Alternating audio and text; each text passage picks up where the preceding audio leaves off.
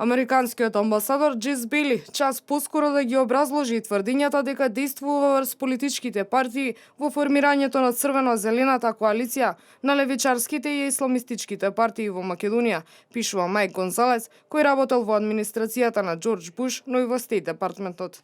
Во текст објавен во електронскиот весник Дели Сигнал на фондацијата Херитидж, насловен "Време е да му се стави крај на амбасадорот кој го назначи Обама, а кој си поигрува со македонската политика", Гонзалес коментира дека Бели пред Конгресот треба да одговори на уште неколку прашања, меѓу кои дали навистина извлекувал пари од американската влада за формирање на групи основани од милиардерот и левичарски активист Џорџ Сорос.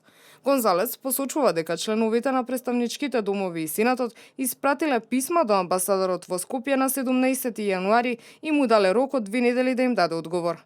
Тони Перкинс, председателот на протрадиционалните вредности на Истражувачкиот совет, исто така има покажано голем интерес околу ова прашање, се наведува во коментарот. Додека целите на САД за Македонија се во врска со инвестирање во демократијата, Стејт департментот почна фаворизирање на партии со долги партнерства на организациите на Сорос од 2012 година.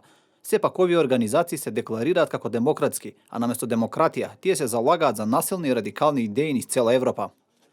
Во својот коментар Гонзалес наведува дека слични прашања поставиле представниците од Комитетот на Домот за надворешни работи. За жал сме слушнале веродостојни извештаи дека во текот на изминатите 2 години мисијата на САД во Македонија активно интервенира во политичките партии на Македонија, како и во раководењето на домашните медиуми, така и во граѓанското општество на начин на кој се фаворизираат одредени партии, медиуми и група на граѓански општества на левиот центар во однос на оние од централната десница.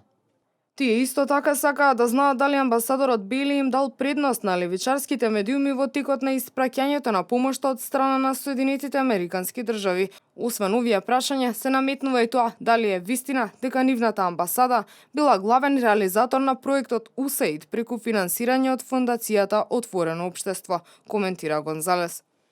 Фондацијата Отворено општество е креација на Сорос кој промовира прогресивна идеологија на милиардерите во светот. Македонските аналитичари тврдат дека во 2012 година, 2 години пред назначувањето на Бели, USAID ги распоредувал своите средства на Институтот за отворено општество и невладините организации под контрола на Сорос и овие проекти се во висина од 5 милиони евра.